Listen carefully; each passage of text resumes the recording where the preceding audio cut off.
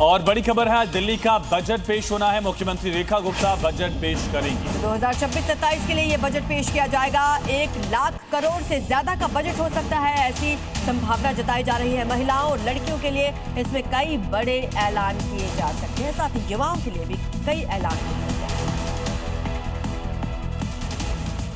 दिल्ली की मुख्यमंत्री रेखा गुप्ता आज लगातार दूसरी बार बजट पेश करेंगी।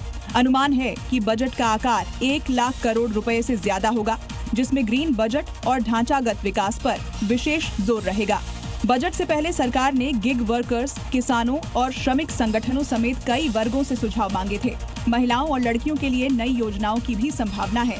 बजट पेश करने से पहले मुख्यमंत्री सुबह 9:20 पर गुलाबी बाग में मौजूद मां वैष्णो देवी मंदिर में पूजा करेंगी। और दिल्ली में वीएचपी दफ्तर के शिलान्यास के मौके पर आरएसएस प्रमुख मोहन भागवत ने विश्व शांति और मानवता के भविष्य पर अहम संदेश दिया। उन्होंने कहा कि सनातन धर्म ही वैश्विक संघर्षों का समाधान है। दिल्ली के करोल बाग में आरएसएस प्रमुख मोहन भागवत ने सोमवार को विश्व हिंदू परिषद के इंद्रप्रस्थ प्रांत कार्यालय का शिलान्यास किया। इस मौके पर आयोजित कार्यक्रम में उन्होंने जोर देकर कहा कि विश्व शांति और कल्याण के लिए सनातन धर्म का पुनर्जागरण जरूरी है। मोहन भागवत ने भारत को मानवता का मार्गदर्शन बताते हुए कहा है कि वर्तमान समय सनातन मूल्यों के पुनर्स्थापन का है।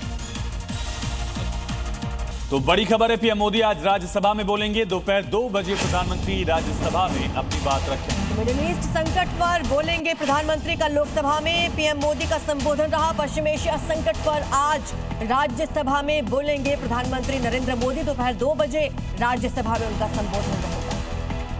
कल प्रधानमंत्री ने लोकसभा में जवाब दिया था और अब प्रधानमंत्री की तरफ से आज राज्यसभा में पश्चिम एशिया के संकट को लेकर जवाब दिया जाएगा।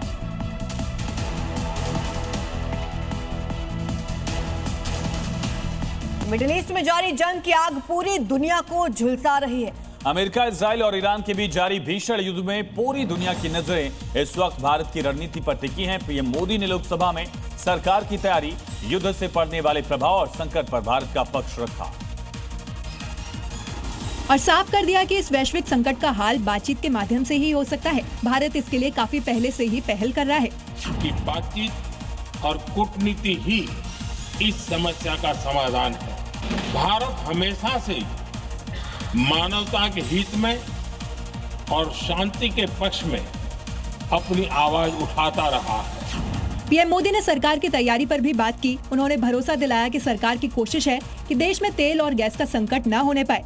इसके लिए सरकार विकल्पों पर भी काम कर रही है और आने वाले दिनों में देश की राजनीति में बड़ा बदलाव मुमकिन है। 8 से 16 सीटों वाली लोकसभा के प्रस्ताव के साथ महिलाओं को बड़े पैमाने पर प्रतिनिधित्व देने की तैयारी तेज हो गई है।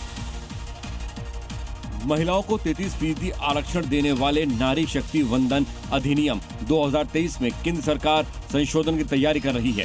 प्रस्ताव बदलाव के तहत लोकसभा की कुल सीटें बढ़कर 816 हो सकती हैं, जिनमें 273 सीटें महिलाओं के लिए आरक्षित होंगी। सूत्रों के मुताबिक संशोधित बिल 29 मार्च को संसद में पेश किया जा सकता है। इस मुद्दे पर गृह मंत्री अमित शाह ने कई दलों NCP, SP, BJD, Shiv Sena, Uddhav गुट और वाईएसआर कांग्रेस के नेताओं के साथ बैठक कर सहमति बनाने की कोशिश की है, ताकि बिल बिना बाधा के पारित हो सके। और अब देखिए राज्यों से जुड़ी इस वक्त की 5 बड़ी खबरें। उज्जैन के आगर रोड में देर शाम एक फर्नीचर कारखाने में भीषण आग लग गई। बताया जा रहा है कि शॉर्ट सर्किट के चलते आग भड़की, तेजी से गोदाम तक फैल गई। दमकल की 10 गाड़ियों ने काबू पाया। यूपी के महाराजगंज में सिंचाई विभाग ने अतिक्रमण के खिलाफ बड़ी कार्रवाई करते हुए नहर की पटरी से अवैध निर्माण को हटवाया। बुलडोजर की मदद से कई झोपड़ियों को ध्वस्त किया। इस दौरान भारी संख्या में पुलिस बल की मौजूदगी रही।